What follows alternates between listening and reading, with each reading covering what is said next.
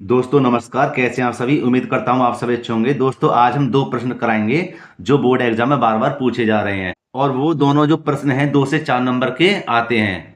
तो दोस्तों इन दोनों प्रश्नों को मैं बोर्ड एग्जाम के द्वारा ही हल करूंगा।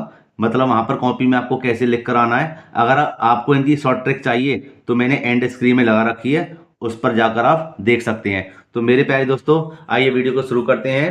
वीडियो को शुरू करने से पहले मेरा आपसे निवेदन है, अगर वीडियो अच्छे लगे तो लाइक करना और जो छात्र चैनल पर नए हो वह चैनल को सब्सक्राइब करें तथा बेल आइकन को प्रेस करें, जिससे आने वाली वीडियो का नोटिफिकेशन समय समय पर मिलता रहे।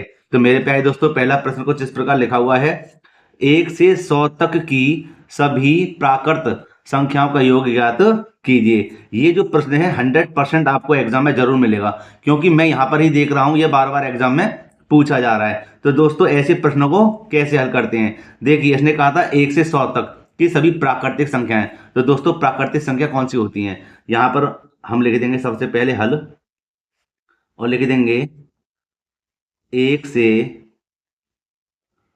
100 तक की प्राकृतिक संख्या। आप सभी को पता ही है कौन कौन सी होती हैं, सीधी सीधी होती हैं, 1 2 3, है ना, और आगे तक 100 तक। ठीक है, क्या होंगी, प्राकृतिक संख्याएं होंगी ये सभी। अच्छा ठीक है, इसको हमें क्या करना है, करना क्या है, ये है ही है समांतर श्रेणी में है। कैसी है ये, समांतर श्रेणी में है। तो लिख देंगे यहां पर जो कि एक समांतर श्रेणी को निरूपित करती है। ठीक है दोस्तों, ऐसी बातों को वहां पर आपको लिख कर आना पड़ेगा।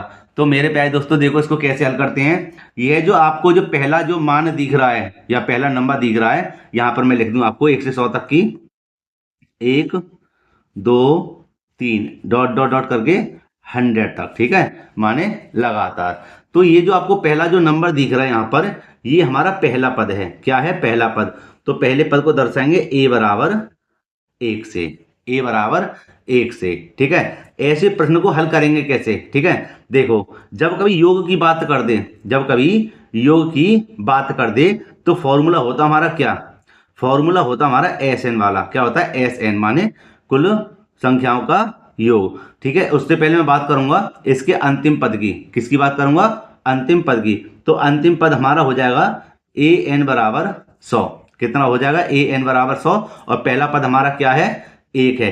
ठीक है जी, पदों की जो संख्या है, मतलब सभी जो संख्या है वह कितनी है, 100 है। तो एन बराबर कह देंगे उसको 100। ठीक है, अब देखो इसका सूत्र क्या होता है, यहां लिख देंगे एस एन बराबर एन बट्टे 2 कोष्टक में ए प्लस के एन।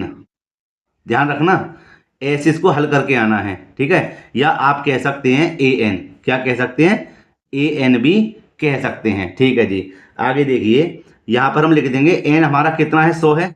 यहां पर देखो मैं बता दूं ये ए एन आएगा, कितना आएगा, ए एन। ठीक है, अंतिम अंतिम श्रेणी या अंतिम मान। तो एन का मान हमारा कितना है, 100 है। 2 ये रहे। ठीक, यहां पर कर देते थोड़ा सा, भाई एन की जगह तो हमने 100 लिख दिए, बट्टे में 2 ये रहे, कोष्टक में ए का मान क्या है हमारा 1, प्लस ए एन का मान कितना है 100।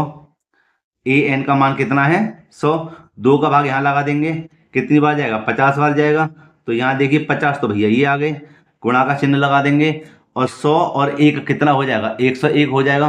कितना हो जाएगा, 101 हो जाएगा। ठीक है, अब हम इसकी 50 गुणा 101 में करें या 101 की 50 में कर दें, सीधा सीधा साहब भैया 50 50 आएगा, गुणा करके कितना प्राप्त होगा, 50 50। और यही हमारा आंसर है, और यही हमारा आंसर है। तो दोस्तों प्रश्न अच्छे से समझ में आ गया है तो प्लीज लाइक जरूर करना, और जो छात्र चैनल पर नए हैं वह चैनल को जरूर सब्सक्राइब कर लें, क्योंकि मैं ऐसी वीडियो लाता रहता हूं जो कि वेरी वेरी मोस्ट इंपोर्टेंट है।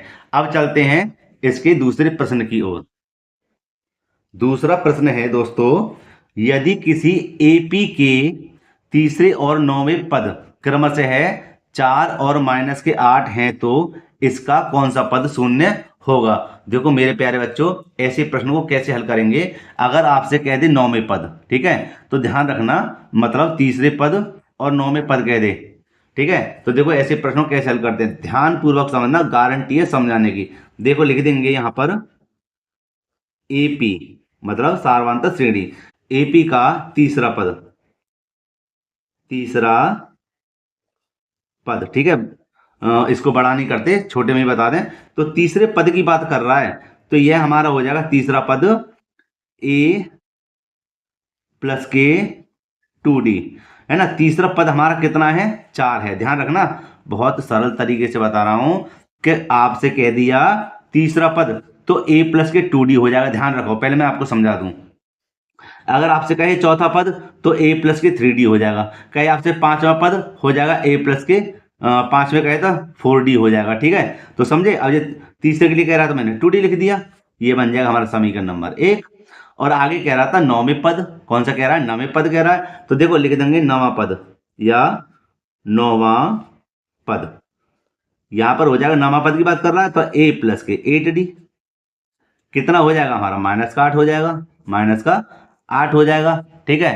अब देखिए, अब इन दोनों को सरल करते हैं, बस ये दोनों बन गए हमें समीकरण, इन दोनों को हम सरल कर लेते हैं। देखिए कैसे, कि यहां पर हमें इन दोनों के मान समान दिख रहे हैं, यहां पर हमें इन दोनों के मान कैसे दिख रहे हैं, समान दिख रहे हैं। तो देखो दोस्तों, इसको कैसे हल करेंगे, यहां पर हम लिख देंगे एक ए और ये क्या की है प्लस, ये भी प्लस ये भी प्लस की है, तो चिन्ह हम बदल देंगे, ये माइनस की हो जाएगी, ये माइनस की हो जाएगी, ये माइनस की तो कहीं की हो जाएगी प्लस की हो जाएगी, और ये दोनों कट जाएंगे। क्यों कट जाएंगे, क्योंकि ये प्लस का है ये माइनस का है, कट गया।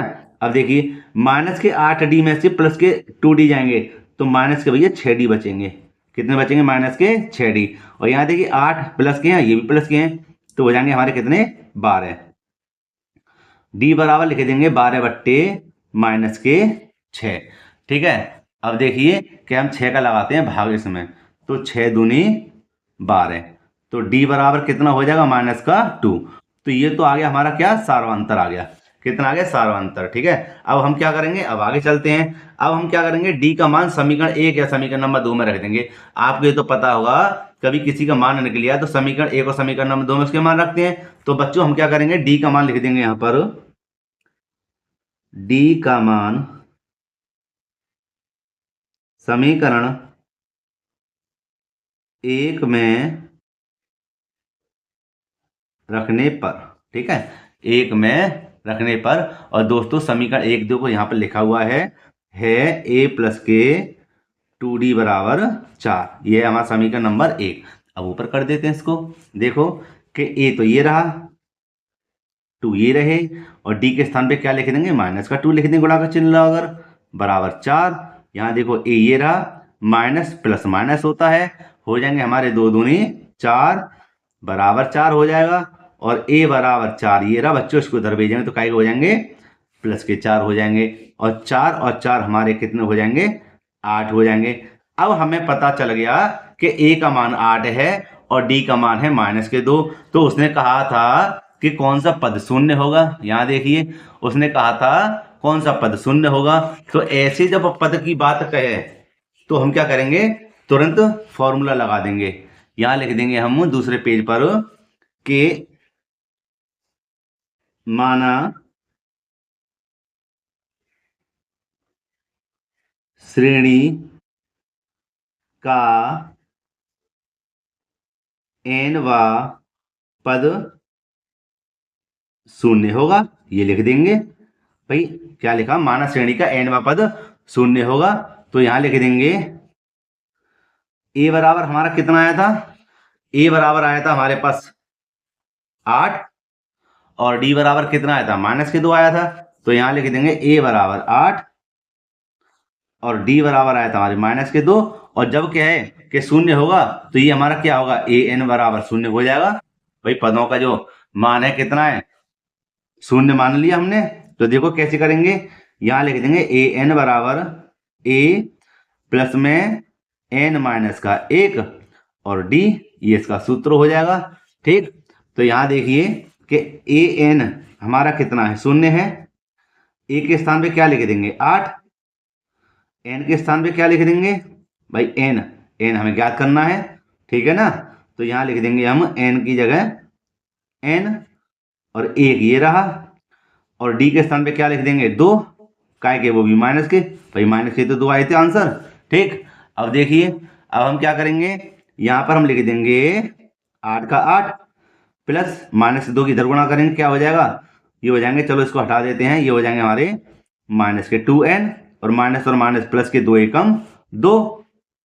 0 बराबर 8 और 2 कितने हो गए, 10, और माइनस के 2n, 10 को इधर भेजेंगे, या फिर एक काम करते हैं, माइनस के 2n को यहीं पर रहने दीजिए, 10 को इधर भेज दीजिए, क्या हो जाएंगे, माइनस के हो जाएंगे, ठीक है।